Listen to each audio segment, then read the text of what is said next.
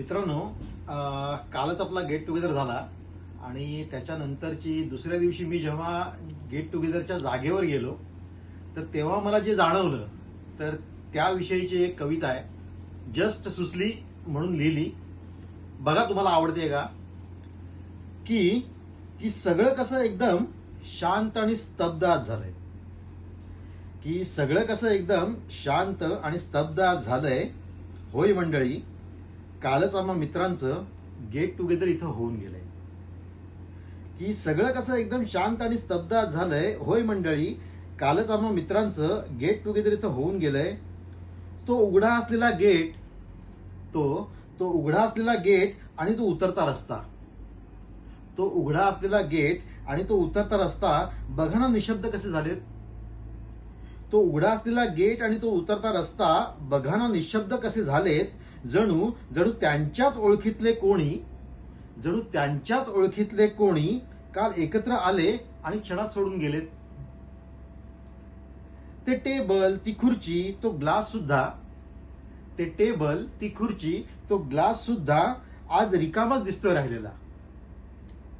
ते टेबल, ती खुर्ची, तो ग्लास सुद्धा आज रिकामाच दिसतोय राहिलेला. कबुली देत आहेत सारे त्या सोहळ्याची, कबुली देत आहेत सारे त्या सोहळ्याची जो त्यांनी काल इथे पाहिलेला. आज लुकलुकणारे ते छोटे लाईट, आज लुकलुकणारे ते छोटे लाईट काल मात्र खदाखदा हसत होते. आज लुकलुकणारे ते छोटे लाईट काल मात्र खदाखदा हसत होते. जणू स्वर्गच त्यांनी काल अनुभवला, जणू स्वर्गच त्यांनी काल अनुभवला. अशाच आविर्भावात आज वागत होते. तो स्पीकर सुद्धा बेभान होऊन धुंद कसा नाचला होता. तो स्पीकर सुद्धा बेभान होऊन धुंद काल नाचला होता. आज मात्र डोळ्यात त्याच्या एक अबोल ओलवा साचला होता. बेधुंद सारे एकमेकांच्या गळ्यात काल असेच पडले होते. बेधुंद सारे एकमेकांच्या गळ्यात काल असेच पडले होते. चेहऱ्यावरती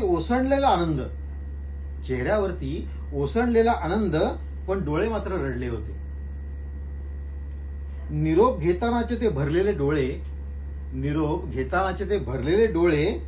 कोणी कधी विसरेल का हो? निरोप घेतानाचे ते भरलेले डोळे कोणी कधी विसरेल का हो? आणि मित्रांशिवाय जगणे कधी असेल का हो? ते निरोप घेतानाचे ते भरलेले डोळे कोणी कधी विसरेल का हो? आणि मित्रांशिवाय जगणे कधी असेल का हो?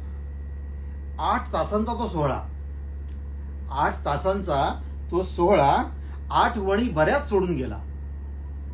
8 तासांचा तो सोहळा आठवणी बऱ्याच सोडून गेला. आणि जाता जाता